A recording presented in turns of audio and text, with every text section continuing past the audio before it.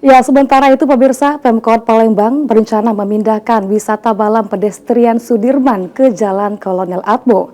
Atas ide tersebut, Pemkot Palembang sudah diminta menyerahkan surat izin ke Sekda Provinsi Sumatera Selatan untuk pemanfaatan aset Jalan Kolonel Atmo.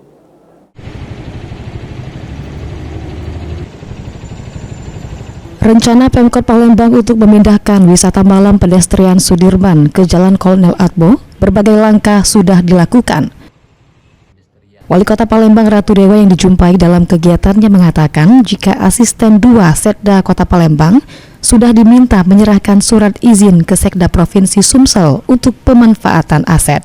Pemkot Palembang menurut RD sudah mendapatkan bocoran jika PUBMTR Provinsi Sumatera Selatan akan membantu penataan dengan anggaran swakelola dari pemerintah Provinsi Sumatera Selatan.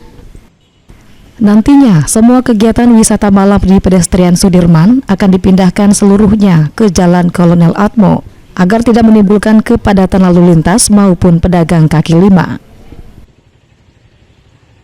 Pedestrian di Kolonel Atmo hari ini jam 9 saya sudah minta Pak Asisten 2 untuk membawa surat izin kepada Sekda Provinsi untuk pemanfaatan aset, dan ini juga sudah pernah dilakukan di zaman-zaman sebelumnya dan juga ini saya lihat berhasil dan sukses. Maka kita ingin pedestrian di Sudirman dialihkan dengan pedestrian yang ada di Kolonel Atmo, tetapi polanya bertahap dulu, berapa kilometer, setelah itu baru lanjut ke tempat yang kami tinjau kemarin.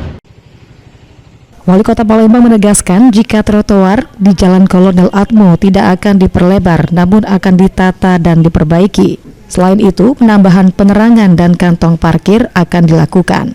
Dinas Lingkungan Hidup diminta untuk melakukan penataan sampah, serta Dinas Koperasi dan UKM diminta untuk menginventarisir pedagang dan tenan yang ada. Sandi Pratama, PAL TV.